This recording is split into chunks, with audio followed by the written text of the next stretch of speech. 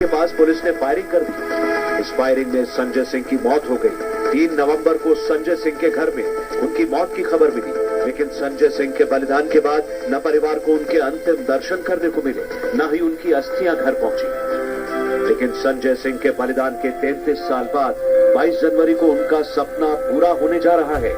अयोध्या में भगवान राम की प्राण प्रतिष्ठा है, जिसमें शामिल होने के लिए संजय सिंह के परिवार को भी न्योता भेजा गया है। ये न्योता संजय सिंह की बेटी स्मृति चौधरी को मिला, जो इस वक्त राजस्थान के बांसवाड़ा में रहती है।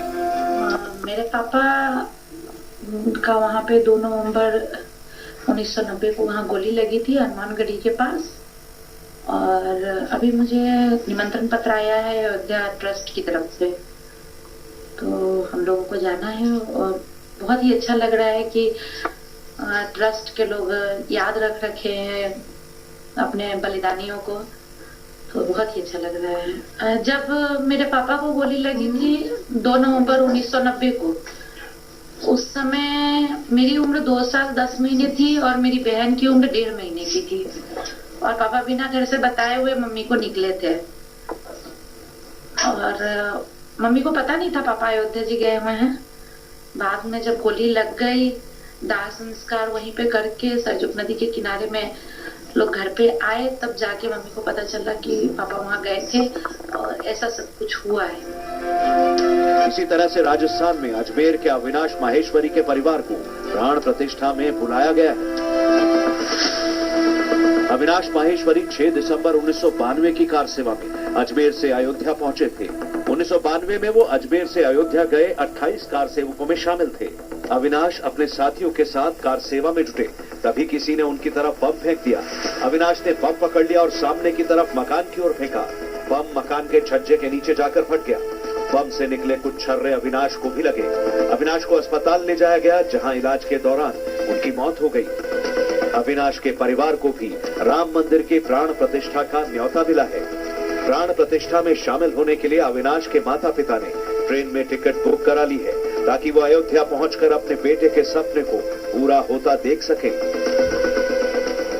अविनाश के पिता का कहना है कि जिस काम के लिए हमारा बेटा वहां गया और अपना बलिदान दिया, वो काम अब पूरा हो रहा है। हमारे बेटे का बलिदान सार्थक हुआ।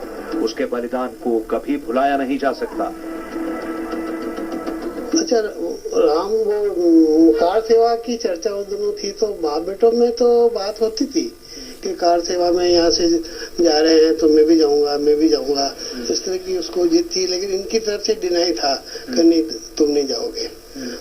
फिर एक दिन हिम्मत करके उसने मेरे से कहा, पापा इस तरह की बात है, मेरे दोस्त सब जा रहे हैं, मैं भी कार सेवा में जाऊंगा। तो मैंने उसको कहा, भाई पहले मेरा है प्रोग्राम जाने का, पहले मैं जाया था, उसके बाद तुम जाना। तो नहीं पापा, मैं ही जाऊंगा। मैंने कहा ठीक है, अगर तुम्हारी इतनी इच्छा है तो पहले तुम जाओ। तो फिर वो 28 नवंबर को सुबह मैं तो बाहर था रोड पे, और अपनी मम्मी से परमिशन लेके वो मेरे पास आया कि पापा मैं अयोध्या जा रहा हूँ, मेरे दोस्त जा रहे हैं। मैंने कहा ठीक है, जो भी तुम्हें वहाँ काम बताए उसको अच्छी तरह से निभाना। तो पापा आप चिंता मत करो, मैं जल्दी लौट के आ जाऊंगा। अच्छा, फिर कब आपको प्रॉपर कब सूचना मिली थी? 7 दिसंबर को सुबह मेरे दोस्त आए मेरे पास और कहने लगे अजमेर के कार सेवकों में कोई घटना हुई है। अपनी गाड़ी में लेके उसको हम घर पे नहीं लाया। मैंने कहा रात को घर पे ले चलूंगा तो बड़ा हल्ला होगा, कैसे रात निकलेगी, औरतें कैसे सहन कर पाएगी। तो बाहर सेमी इंजीनियरिंग है एक, उनके मकान पे उस बच्चे को हमने वहीं रात भर वहीं रखा। उसके गले पे खूब गहरा घाव था और चेहरे पे ब्लैक स्पॉट्स खूब थे।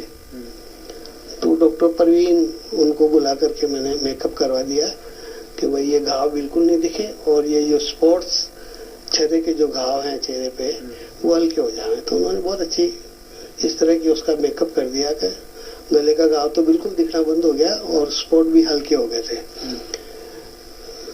RSS कार्यालय से उस बीच मेरे को समाचार मिले कि हम कार्यालय ले जाएंगे और वहां से जुलूस के रूप में इसको अंतिम संस्कार के लिए ले जाएंगे।